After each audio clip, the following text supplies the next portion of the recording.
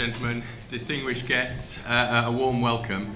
Having had our dear friend, President Sheng Ye, give his opening address, I sat there in horror thinking, how were we going to improve upon that performance? But we'll try our very, very best.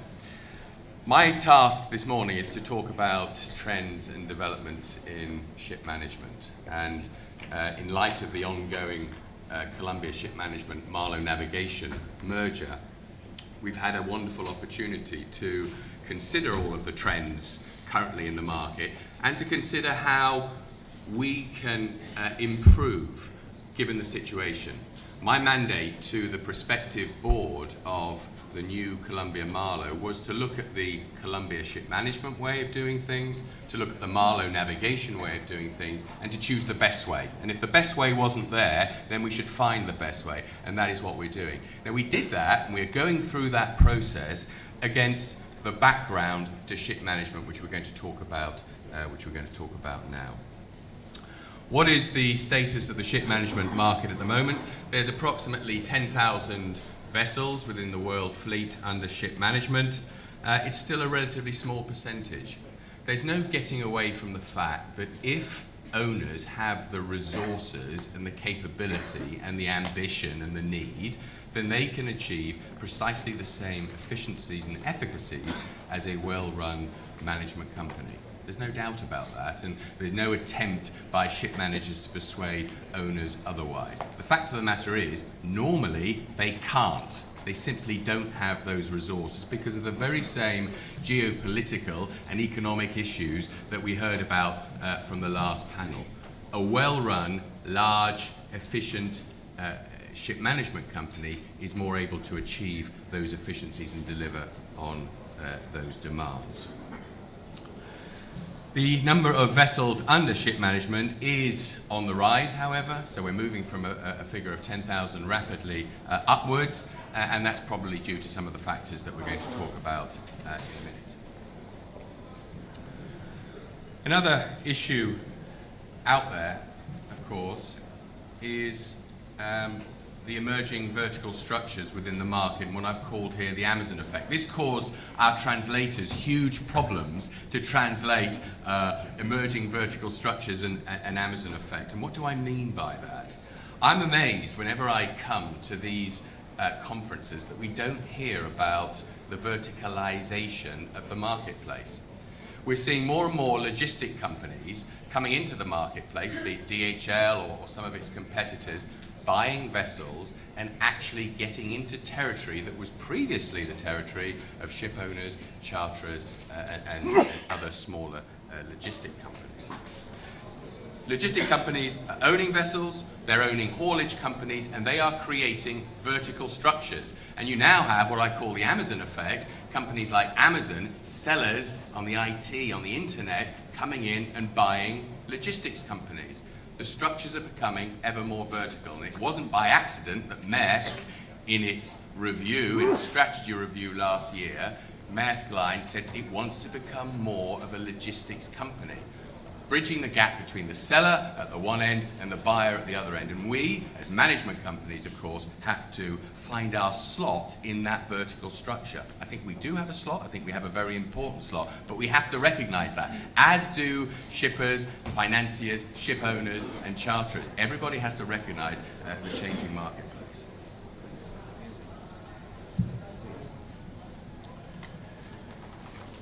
Globalization, background that we've had to consider in looking at the Columbia Marlowe merger.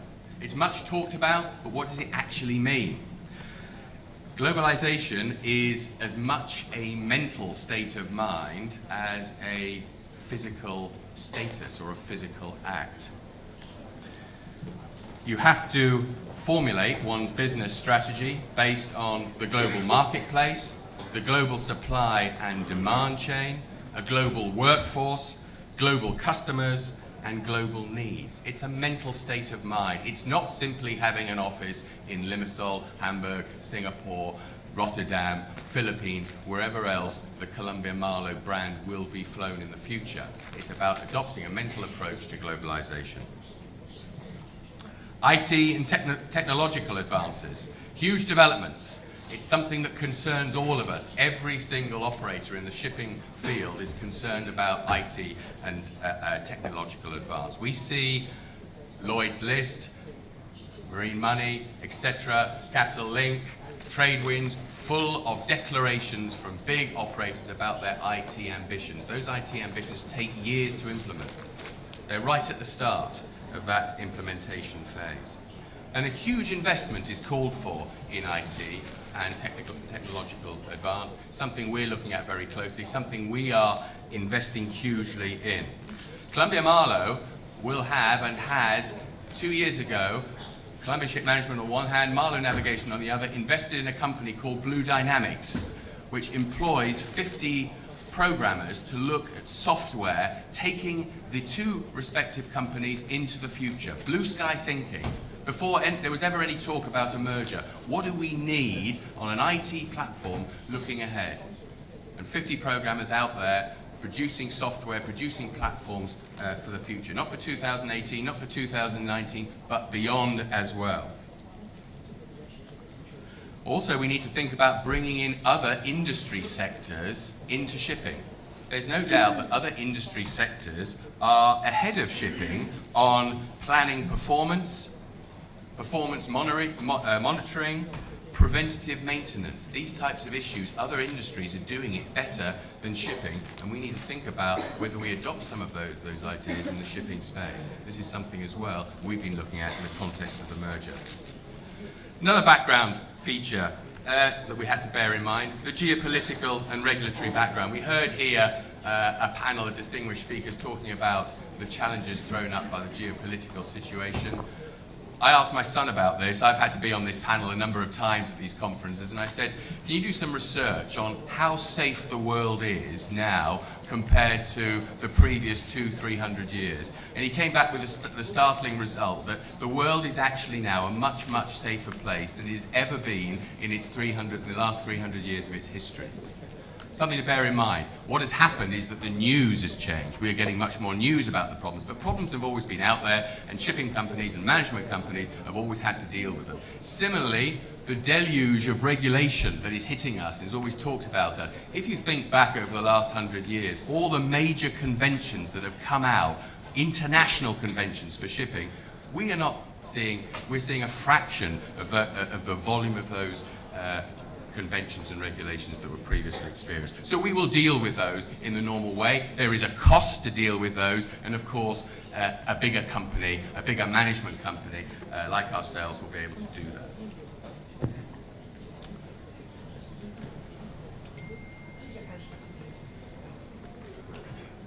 So then we asked ourselves, given the trends, what do we need to do?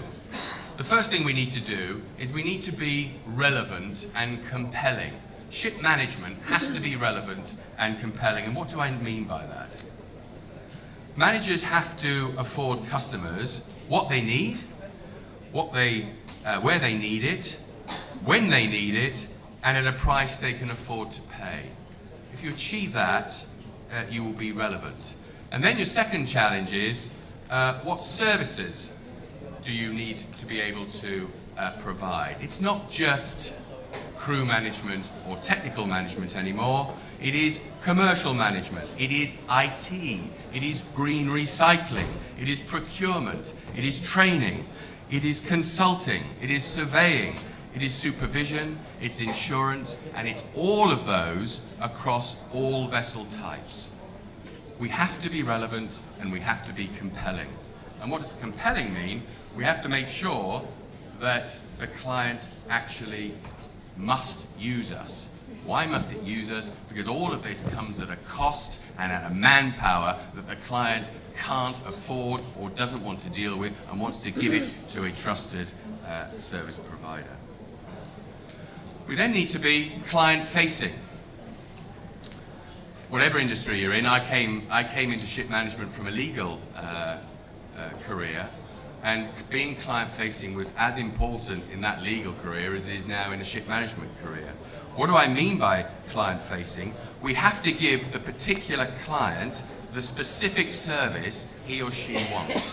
It is no point any management company giving a client the V-Ships way, or the Columbia Marlowe way, or the Bernard Schulte way. We have to focus on what the client needs and provide a tailored service to that client. There is no one-size-fits-all.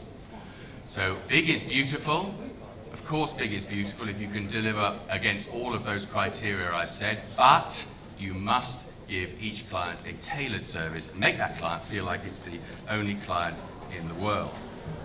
So, against this background, what are the trends in ship management which we've identified within the future Columbia Marlowe, subject to regulatory approval, and which we will take forward into the merger? First of all, globalization. I've talked about globalization. It's not just about being international, it's about having a globalized mindset.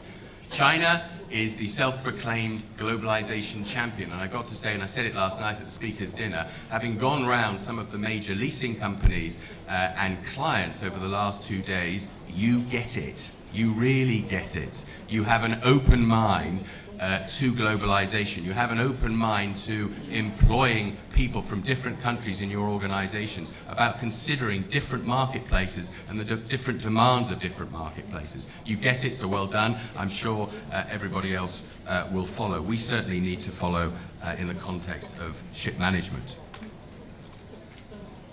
The next thing is digitalization, digitization and technology, whatever you want to call it. Each company must have a digital agenda. Most people in this room, and I must confess I was one of them before this process, didn't even know what a digital agenda was. My children keep throwing it at me, the phrase. I had no idea what a digital agenda is, but we all must have one, and if we haven't, we must get one. How we take our companies forward in this digitized age that we now face. We need the latest technology and the latest IT, which is essential to our progression. We also need to make sure that our IT systems are compatible with those of our existing and future clients. There's no point embarking on a process, an expensive process of getting the latest IT system in place if your number one target client or your number one client has an incompatible system. So compatibility is absolutely essential. And we at the future Columbia Marlowe are investing huge time and effort in ensuring we have a platform that interacts with all of our existing and our future clients. And we don't get that from the shipping environment. We get that from looking at other industry sectors and bringing in the expertise from those sectors. The next trend, which we will all have to follow and which we are following, is the provision of what we call maritime modular services.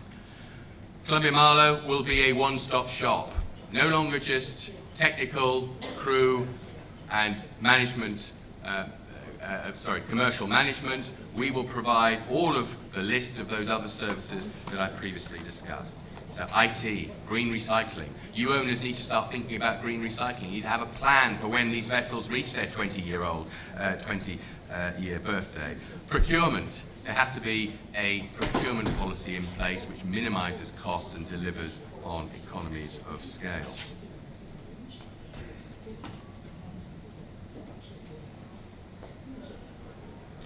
Economies of scale. Much talked about. Again, what does it actually mean? I think the economies of scale argument is compelling. There is no doubt when we look at the economies of scale that can be achieved by merging two large organizations like Columbia Shipmanagement and Marlowe Navigation, the savings for the client are absolutely huge. I've heard a lot of argument against economies of scale. I'm sorry, but it simply does not stand up to sensible scrutiny. And it may even be accused of being self-serving. Economies of scale works time and time and time again. As I said before, big is beautiful if one manages to retain the individual client focus and deliver a tailored approach. Big is not beautiful if the sole objective is to be big. That's nobody's objective. You have to still keep the tailored approach. Then we have another trend, benchmarking. We're seeing more and more of the larger ship operators putting vessels out to third-party management. For benchmarking purposes, we see this as an essential process.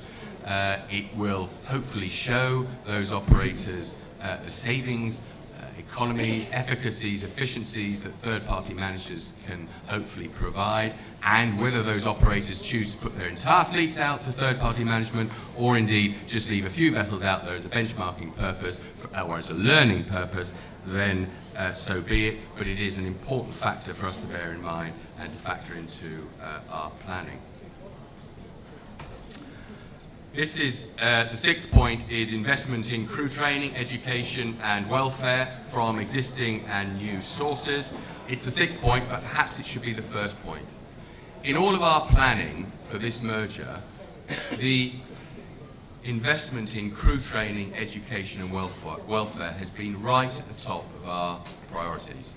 Everybody sitting out here, half the people sitting out here have probably been on board a vessel at some stage, have probably gone through the crew training and education phase and realise how important crewing is to our business. Crewing can be the weakest link or it can be the strongest link in your organisation, depending on which way you look at it. And a properly trained, educated and looked after crew will add huge value to any organisation. At Columbia Marlow, there will be a continued huge investment in crew training, education and welfare for the crew's family. Marlow's invested over 40 million in a huge university, is all one can describe it, in the Philippines for crew training with state-of-the-art training facilities. And that investment will continue going forward as we look into new areas to source crew and train crew going forward. But equally, its crew retention is so massively important as well. It's not just the initial training and the education, but it's the retention thereafter as well. Keeping experienced superintendents within the organisations and passing them through the organisations as part of management and passing their experience on. Also important is to look at new sources for crew. We currently engage over 200 Chinese crew, and that's a figure that is set to increase going forward through our newfound friendships and alliances that we've established recently here through the assistance of Singhai and others. And that's what we're doing in China. We will replicate in other jurisdictions as well. So always important to look at new sources of crew for the organisation. Then the final trend that we're seeing in the context of our planning is centralised procurement. There is no doubt that a centralised procurement function can achieve the economies of scale, the efficacies and the efficiencies which the business needs, which ship management companies have to deliver. In 2008, Maersk Line suffered huge losses with a downturn, as did most shipping companies. They recovered not from an upswing in business, but from putting all of their procurement through a centralised procurement department. Each and every item that was ordered was put through a central procurement department and huge cost savings were achieved. This is something that management companies have to do. This is something that management companies have to deliver value back to the client from the savings that they make through their procurement function itself. Columbia Marlow will be has set up a company called GenPro, which will be doing just that, achieving these economies of scale and passing the value back. Finally, quality of partnership. Partnership is something we have spent a huge amount of time deliberating on and considering in our planning for what we want to create out of Columbia Marlow. Partnership is a word which is used in nearly everybody's marketing material. You've got to get the word partnership in. Many people talk about it without really understanding or embracing it. True partnership, we think, is about honesty, is about trust, is about transparency towards one another. It's about supporting, assisting, and helping one another achieve one another's objectives. So it's the management company and the client. It's about mutual benefit and mutual pain. When times are not so good, you tighten your belts. It's about sharing benefits and knowledge and advantage. And we've said to all our clients, all of the great positive stuff that we will learn through this merger process, the IT, the technology, the alliances with industry outside of shipping is for your benefit. We will pass that on to you because we all need to learn. It's about cooperation at all levels. I learned yesterday that there was a saying in China, close to the water, close to money. And I would suggest there is actually a change to that saying, or we should perhaps change that. And it's close to your clients, close to the water, close to money. And that's something I think we all have to make sure we adhere to going forward. And that's certainly something for management companies that they really have to focus on. Thank you very much. Hopefully that gives you some insight into trends in ship management that we've experienced throughout this ongoing merger process, which I'm happy to say will hopefully conclude within about a month and a half, and then we look forward to coming out here again under our new flag of Columbia Marlow and seeing all the wonderful friends and clients that we've made on this visit. Thank you very much.